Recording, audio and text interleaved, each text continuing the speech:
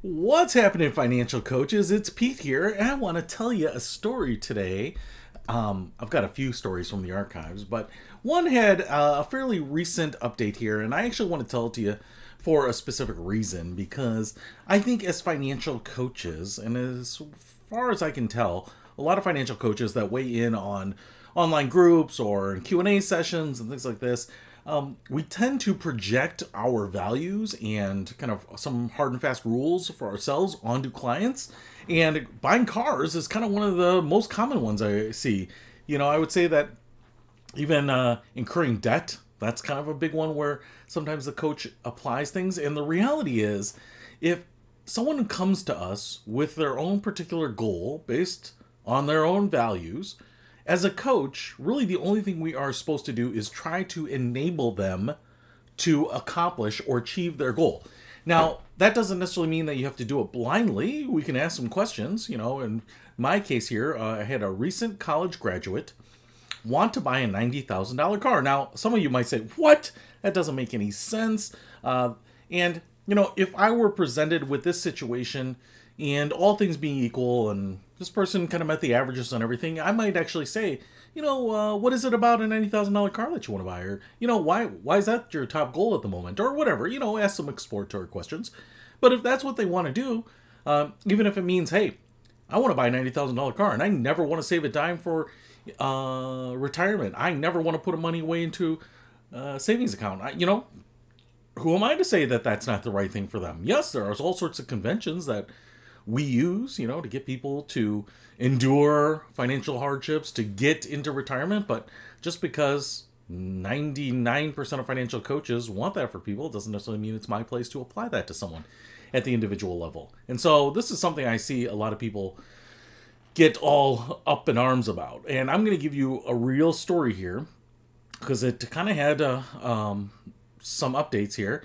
And it's maybe a little bit longer story. I'll try to cruise through it as quickly as I can. But I had a recent college graduate, and this was my first engagement with him was probably in 2017, 2018. So I think 5 or 6 years, maybe 5 years ish, I've been working with him on and off and on. And when I first got connected with him, he had recently graduated from college, got a job out on the West Coast in the Silicon Valley, San Francisco area. He had a degree in computer science and had moved out there. Now, what he was doing after moving out there, he had a nice job as a software developer, getting good pay as a new college graduate. Certainly to be in the six figures is certainly very nice. It's not necessarily average for people. However, living in San Francisco means that six figures is probably like getting paid 60 grand here in the Midwest, okay? So he was actually living in a 3-bedroom apartment with two other guys. They were paying $1,500 a month in rent for their individual rooms. And what he really wanted to do at the time was take the money that he had gotten gifted to him from his family. So his parents had given some money because he didn't come out of college with any student loan debt or anything like that. He had generally put himself through school, went to a state school. His family had given him some money, which he had used on his security deposit for his apartment. He didn't own a car or anything like this, and he worked at a fairly well-known, large, well-capitalized, good benefits, nice perks technology company, software company. And so he was working there. Things were going well. He was doing well there. He felt like he had really good job security, and so there was no reason for him to not kind of think about the next step that he wanted. And what he really wanted to do was buy a duplex and kind of house hack real estate. He wanted to live in one of the residences and then rent the other one out. This would kind of keep his property tax a little lower. It would kind of give him free housing. We kind of went through the exercise of doing the numbers, got him connected with a real estate agent. He definitely did some house hunting on this type of thing. He was saving up money for his deposit plus the money that he already had when he went out there. And they just could not find a property. And as you know, certainly in the San Francisco area, property values have really gone nowhere but up, and they have kind of gone up at a pretty significant clip. So he just could not make the numbers work. I mean, he definitely could have bought something. It wasn't necessarily like a duplex, but he could have bought a multi-unit building, stayed in one. He still would have probably been out of pocket close to what he was paying already, but he probably would have had a little bigger place. He would have had some exposure, and he would have had to get a fairly large loan financing for the rest of it. So as he went through that, and that was really over the course of a year that he was looking at that and saving money and kind of keeping that on the front burner, he decided that he didn't want to do that. So, sometime around our anniversary, he came to me with a different idea. He wanted to buy a $90,000 car. And the reason he wanted to buy this was because people actually at his employer were now starting to park in the employee parking lot and just use the facilities, the restaurants, the entertainment facilities at their employer, at his employer that they provide. And so people are basically kind of living, camping in the company parking lot. This is not something that's unique. He didn't invent this. This was something that was already going on. The company, at least, I don't know them specifically, but they seemed to sanction this. So it wasn't like he was doing something and trying to do it below the radar. The company certainly understood this was going on. And given the high price of everything in San Francisco, I guess some companies are embracing it more than others. Anyway, so what he wanted to do was actually buy a converted Sprinter van or the like. I know there's kind of like the Ram vans and stuff like that, but kind of these big panel delivery vans that was turned into a camper so that he would have a bed, a desk, be able to put in TV, have some solar panels, heat, cooling, a place to put his clothes and sundries and all of these other things, something to live in, not like an executive van, which is actually something I would like, something with big captain's chairs that you could go on a road trip with, but he wanted something where he could hang his hat on at night, sleep, do some work, hang out on the weekend, actually hang out with some of the other people in the parking lot. I kind of think of this episode of LA to Vegas where parking lot B is where all the pilots lived. Anyway, so he wanted to buy a vehicle to do that, ready to go, and $90,000 was kind of around the ballpark of what he saw they were going for that kind of met his needs. And so we looked, and we kind of talked about the different features and the age and, did he need something that was going to be hooked up to power, shore power essentially, or, could he run it off a generator? How big would they allow him to park something in the parking lot without running into problems, and et cetera? How old would the car be? Did he have to worry about repairs? All these different types of things. Eventually, he did find a vehicle that met his budget. $88,000, in fact. It actually looks kind of cool. It certainly would be something if I owned it. I would take it on road trips. I'd go out to the wilderness and camp in it. It would save you from actually camping in a tent. It's actually pretty nice. It would be glamping, I think, for most people. And he started living in this thing. Actually moved out of his apartment. They had no problems finding someone else who would take over. And started living in the car. Had enough money at this point to almost pay it off. But high salary, stock options, bonuses, all these other things.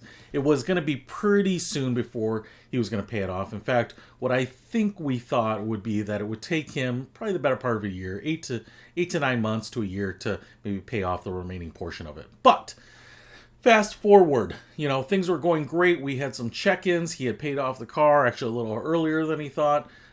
Things were going well, promoted at work. He was making more money, continuing to live in this car, eat meals at his work campus, all of these other things, actually starting to date, and one of the things that was really great for him is that he was also able to work remotely, as many of you know, that for a couple of years they encouraged people to do that. So he drove his car out to Utah and Nevada and around the country and worked remotely there.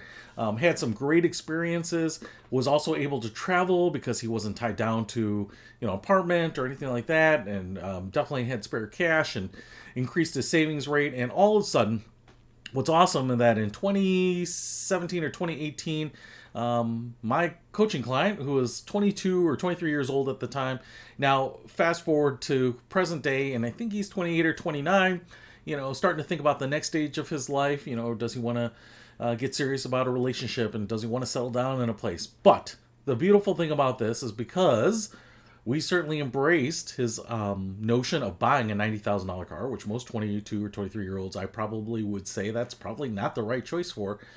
Fast forward to now, and he's sitting on, obviously, a paid-off camper, but also over $500,000 in liquid cash, not to mention the money that he has put into his retirement accounts and everything else. So, what I would say is that while maybe not all the money he needs for the rest of his life, how many 28-year-olds out there are happy in life, doing what they love, living where they want to live, having a paid-off vehicle, home, rental, whatever, cabin, cottage on wheels, have $500,000 in liquid cash in a savings and checking account that they can just tap into. Also, securing their future by doing the things that they're supposed to do in a retirement account. Also, thinking about the next stage of life and being able to have those options on the table because of what he's done here. So I'm not saying living in a car in your employer's parking lot and eating at the restaurants and playing volleyball out in their yard or running on their track or whatever is probably attractive to everyone. I would definitely say that in some ways he has kind of lived the minimalist lifestyle, but in other ways, like I said, he's traveled to far parts of the world that I have never traveled to. He has done things, lived in places that I have yet to visit. I mean, he's had some great life experiences, and I think the key here is that in most cases, if people had heard this, if most financial coaches has heard some of these strange plans, some things that kind of go against the grain or outside of the norm, we wouldn't embrace it. We actually might steer or veer or nudge people to kind of get back to the center, have a steady job, rent an apartment, buy a home, start a life, put 3 to 6 months of savings away and then put the rest into other accounts, or think about college or whatever it might be, but you got to remember, I think, and sometimes I have to remind myself too, that people can live their own life and veer off, and the minimalist lifestyle is a real thing. The FIRE movement is a real thing. All of these things that might not be the path that you chose for yourself, or might not be the example that you would put in your curriculum or your course, or even in the examples of the clients that you work with. Some people can do extraordinary things, and you might have to embrace the idea that it might go counter to what you would necessarily recommend. So, my college grad won a $90,000 car. We embraced it. He bought it. He is doing great. I think life holds for him really awesome trajectory. My fingers are crossed. Anything can happen, but I think he has done way better for himself than the average, and certainly was much further is the right word there, further along in life than I was at 28 years old. So, and I kind of wish I had thought about some of these things. The employer I worked for at 28 years old would not have allowed you to live in their parking lot. In fact, I think the parking lot where I worked was $19 an hour to use anyway, so you wouldn't have lived there. Sorry, dry throat. But I just wanted to throw that out there, especially if you hear something that kind of knocks you back on your heels a little bit, maybe startles you in financial coaching. Remember, as a financial coach, strictly within the boundaries of financial coaching, it's not our job to judge, it's our job to enable, to help and assist and make a plan. If you add in some counseling, that's where maybe you want to push back if you're an advisor. Maybe you say, hey, this is the right thing to do, this is the wrong thing to do. Whatever. A lot of times we blend all of these things, but as a financial coach, if I were really playing only in that field, it would have been, hey, let's make it happen. How can we make this happen? As opposed to, hey, have you thought about other opportunities or ideas? So anyway, hope that helps, and I will see you later.